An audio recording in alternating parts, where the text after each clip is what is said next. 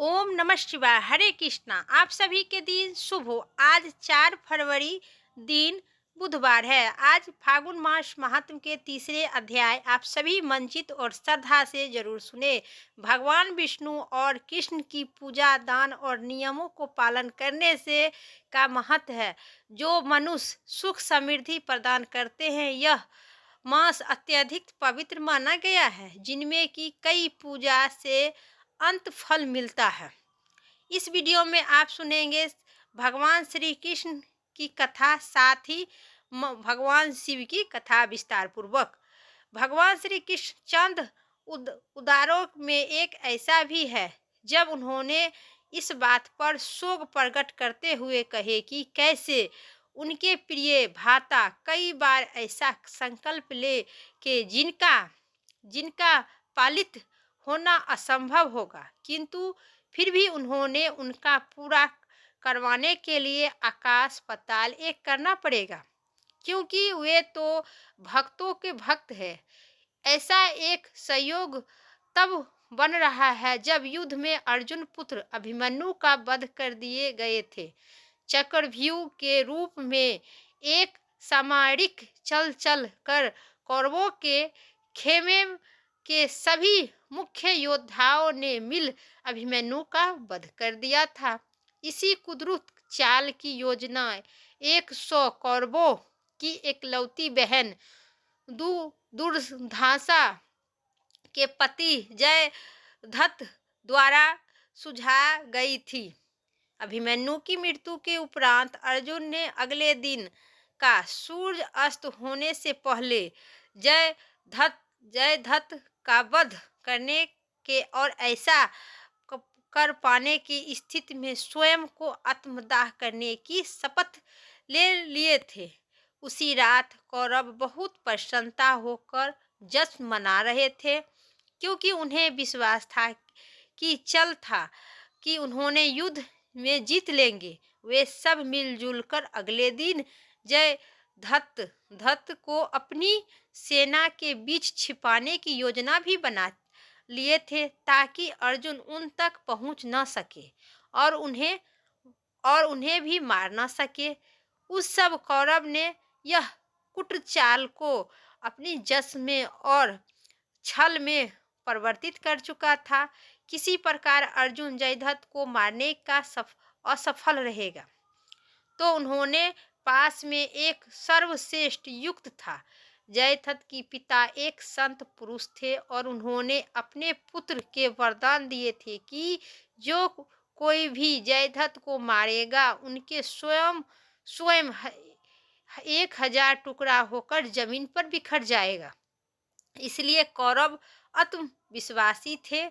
इधर उधर अथवा दोनों दिशाओं में अर्जुन की मृत्यु हुई थी, निश्चय ही थी। इसी प्रकार अगले दिन भी महाभारत का घमासान युद्ध शुरू हुआ था। जिस प्रकार अर्जुन ने अपने तथा जयद्रथ के बीच दीवार की तरह खड़े हो गए और सैनिकों को मारकर जयद्रथ तक पहुंचने के लिए भरसक प्रयास कर रहे थे, उसी तरह उन्होंने हजारों सैनिकों को मारकर मौत कर घाट उतार दिए, किंतु फिर भी जयद्रथ तक नहीं पहुंच पाए।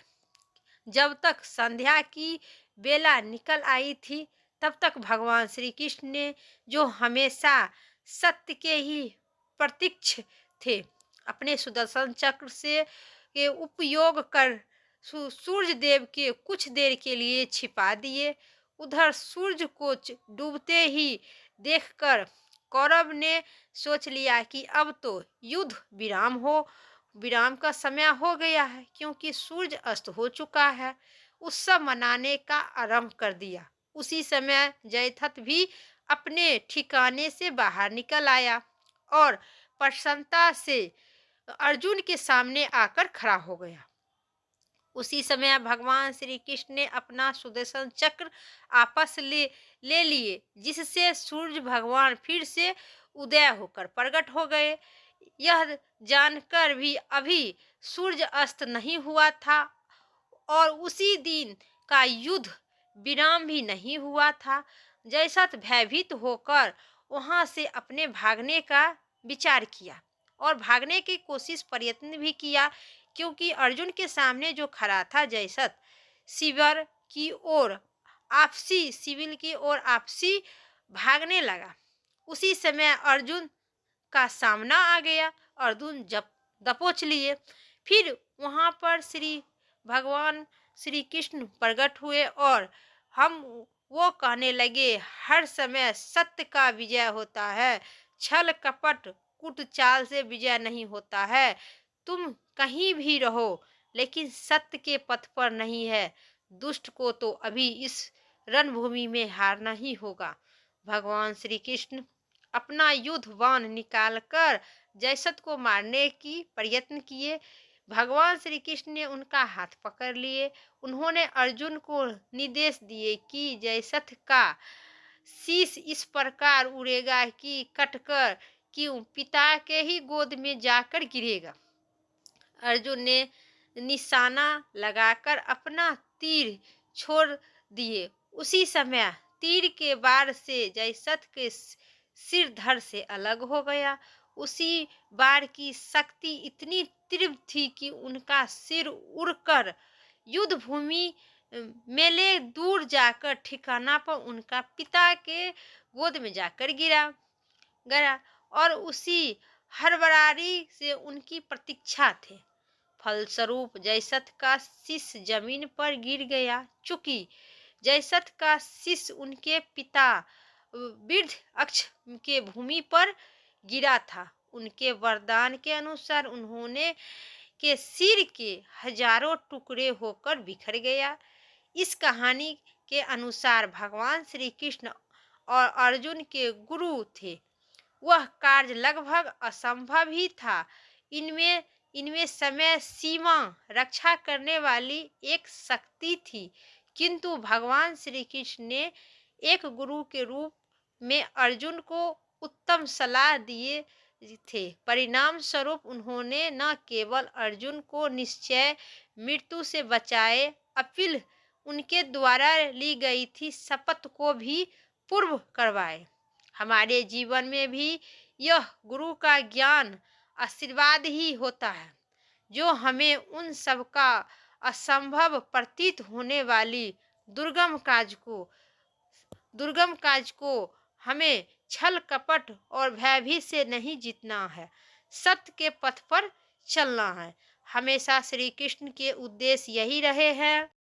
परिस्थितियों के पार पाने का सहयोग करना है, जो भाग्य में हमारा सामने चुनौती के रूप में ललकारता है। सुख और दुख जीवन की रूपी सिक्के के दो पक्ष है, जिसमें हम बच नहीं सकते हैं, परंतु अपने गुरु अथवा अपने इष्ट जिनको हमें मानते हैं, कृपा से हम मार्ग में आने वाली रुकावटों को अधिक प्रभावित हुए बने अपना जीवन का अधिक संतुलन ढक ले जा सकते हैं। आप भगवान श्री कृष्ण के जीवन में समझने वाली शिक्षाएं हैं, जो जैसा निष्भाव प्रेम, रत्निष्ठा, निर्भय, करुणा, विनम्रता और कर्मयोग, जो जैसा कर्म करेगा वैसा फल भगवान देगा। बोलिए श्री विष्णु भगवान की जय, श्री कृष्ण भगवान की जय।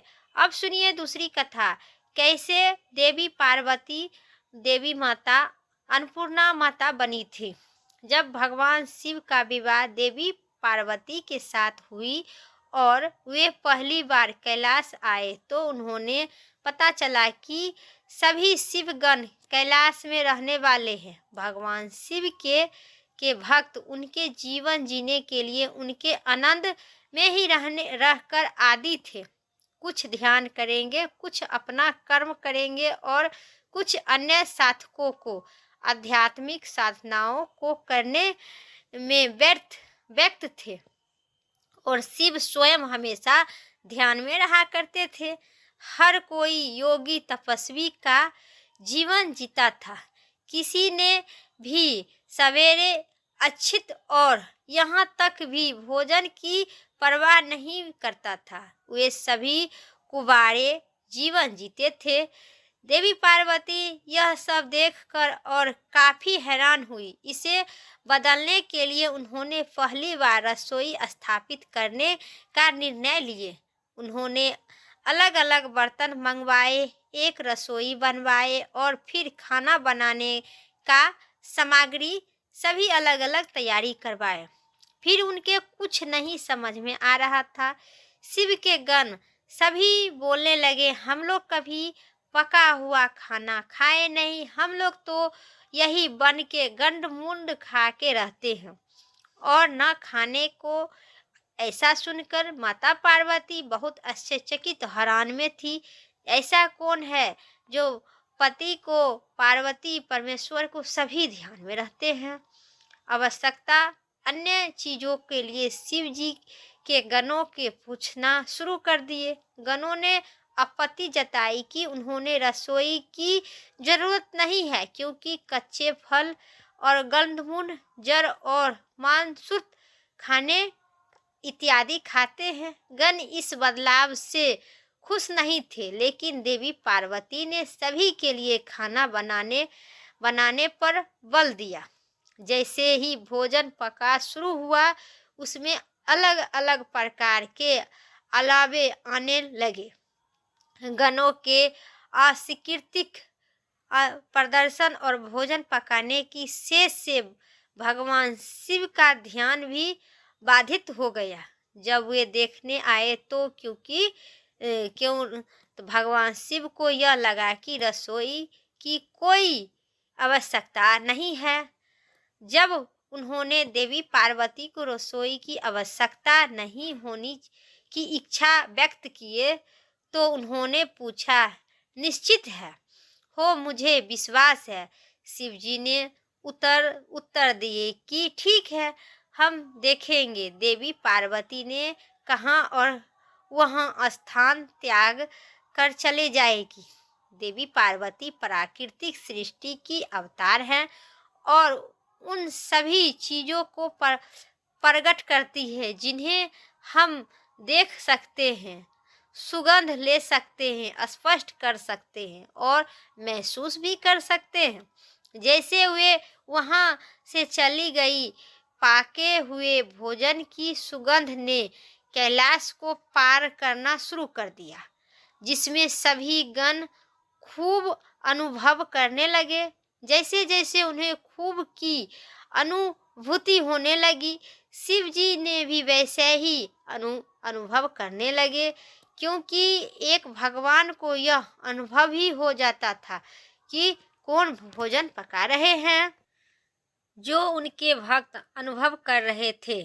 और इसी प्रकार दूसरी बार शिव जी का ध्यान भंग हो गया, क्योंकि वह स्वयं भूख बढ़ने की प्राकृतिक देख रहे थे, आश्चर्यचकित थे। उन्होंने गणों के साथ जांच की और प्रयास कर रहे थे। सभी को भूख लग रहा था, लेकिन जब वे रसोई में गए तो उन्होंने देखा कि सभी पात्र भोजन का खाली थे। भगवान शिव करुणा के अवतार थे। चूंकि उन्होंने भक्त भूखे थे, वे देवी पार्वती की खोज में कैलाश से बाहर गए, क्योंकि वहां कैलाश देवी की थी जो उनकी भूख को शांत कर रही थी। संपूर्ण सृष्टि की खोज करने के बाद भगवान काशी में देवी को पाए। विश्वनाथ धरती के भगवान का रूप लेते हुए वहां देवी पार्वती के पास गए और अपने भक्तों के लिए भोजन मांगा। देवी भी दयालु थे और इसी प्रकार उन्होंने देवी अन्नपूर्णा का रूप ले लिए। उसी रूप में ग्रहण करने के बाद उनके भगवान शिव का सारा भोजन दिए, जिन्होंने इसे ब्रह्मांड के सभी गणों और अन्य प्राणियों को विस्तारित किया गया है। इस कहानी में अन्नपूर्णा अष्टकर्म के दर्शाए गए हैं और हमें से इस मंत्र आता है, जो अक्सर भोजन ग्रहण करने से पहले सुनाई जाती है। प्रेम से कहिए अन्नपूर्णा माता की जय। आज के कथा इतना ही। उम्मीद करते हैं आप सभी को पसंद आई होगी। चैनल पर नए हैं तो कमेंट बॉक्स में अन्नपूर्णा माता की जय जरूर लिखें और श्री कृष्ण भगवान की जय ज़रूर लिखिए। फिर अगली वीडियो लेके आते हैं, तब तक के लिए जय श्री राम, हर हर महादेव।